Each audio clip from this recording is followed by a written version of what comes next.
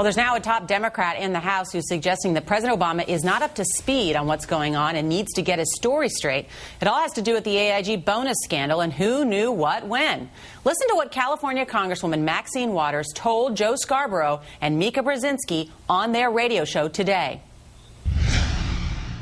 Well, you know, they've got some explaining to do, and I think the president is going to have to clarify to the American public what took place between Treasury and Mr. Dodd. Obviously, it appears to have been some kind of agreement that they would protect the AIG from having to give those bonuses. I don't know who said what and when.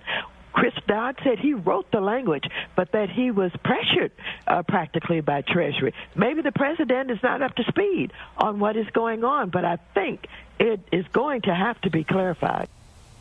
Congresswoman Maxine Waters joins us now live from Capitol Hill. Congresswoman, good to see you. Thanks so much for joining us. You're welcome. You said the president has some explaining to do. What do you mean? Well, it seems that there was a little bit of fumbling in the beginning when this issue was first talked about. I think now Mr. Dodd has clarified that he did write the language. Mr. Geithner has clarified that he had some concerns about breaking legal contracts, and the president is up to speed. He does know what's going on, and he's taken full responsibility. So you had this period of time where it was not clear, and it seems as if there was a gap in information, but it appears that Mr. Geithner had information prior to the president having information, and the president is now saying, look, I accept responsibility. Let's stop pointing fingers and let's get on with the business of stabilizing this economy. Well, Congresswoman, of course, when we heard that you said this to Joe and Mika, quote, maybe the president isn't up to speed on what's going on, we certainly took notice of your comments. Do you regret that you said that? Were you mistaken? No, I'm not mistaken, because what has turned out is that he had not been given the information in a timely fashion. And that happens to all of us in this business. We think we have it all, and sometimes our staff people are late in getting information to us. But he's got it now. I think that's key. If you're saying that the president was not kept up to date on this information by his staff, and in this case from his Treasury Secretary, do you then believe that Treasury Secretary Geithner should resign? No, of course not. You don't resign people over one fumble or bumble even. Most of the time. Is it a bumble? I don't know what it is, but I know this. We select people based on their competence. Both Democrats and Republicans like Geithner. As a matter of fact, Republicans supported him getting the position in the first place. They all say he's smart, he's competent, and he's capable of doing this job, and he needs to just keep going and staff up the office, and that he's going to be fine. So you don't fire somebody over one thing. Well, Congresswoman, is it just one thing? Because you had the whole House there up in arms yesterday and voting this big package to tax these AIG bonuses by 90%, channeling this public outrage that's out there, and yet that could have been avoided if the snow widened provision had been in that stimulus bill, and instead somebody took it out without anybody knowing about it, and it was Senator Chris Dodd who said he did it along with consultation with the Treasury Department.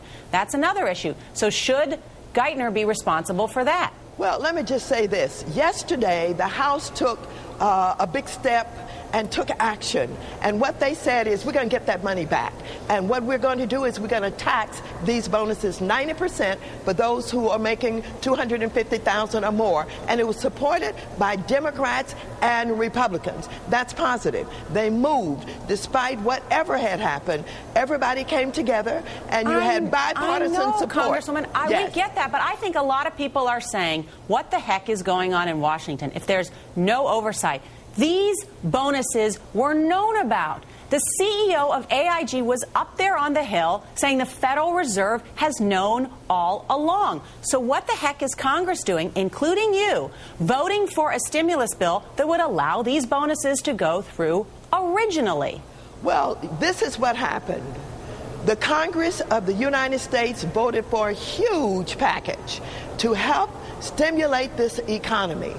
It is not always known when there is fine language or language that has been added, and that happens too often. But as the president has said, he is targeting these kinds of actions. He's going to be working with the Congress of the United States to make sure that these things do not continue to happen. And I think he is right. It is time to move on.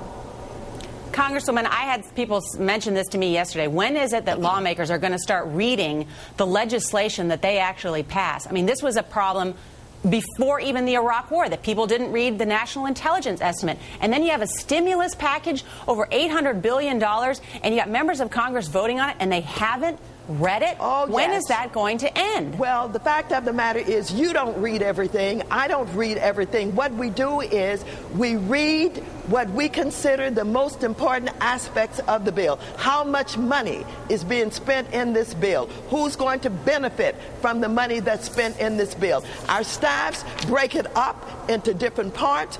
They read it. They feed information to us. There are millions of pages of information that go through this Congress, and nobody really reads it all. Just as you don't read every fine line in every newspaper every day. You read what you think is most important for you to do your job. That's the way the world works. I do. I must say, though, my mom and dad have always told me anytime you have to sign a mortgage or anything like that, you better read every fine print of it. And boy, I hate that advice sometimes because it takes me forever. Yes. But I try and do it because it involves money. And I think exactly there's people what saying you said. that, You well, we're telling people who signed all these subprime mortgages out there and all these phony mortgages that they should have read the fine print.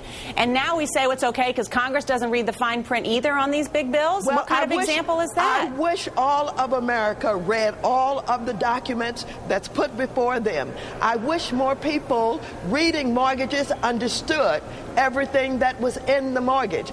I wish that I read every piece of everything, all of the print that's put before me, and like you say, you try to do it. We try to do it, and we do the best job that we can, just as you do the best job that you can. Congresswoman Maxine Waters, you're great to join us. Good to see you. Thanks so much. You're so welcome.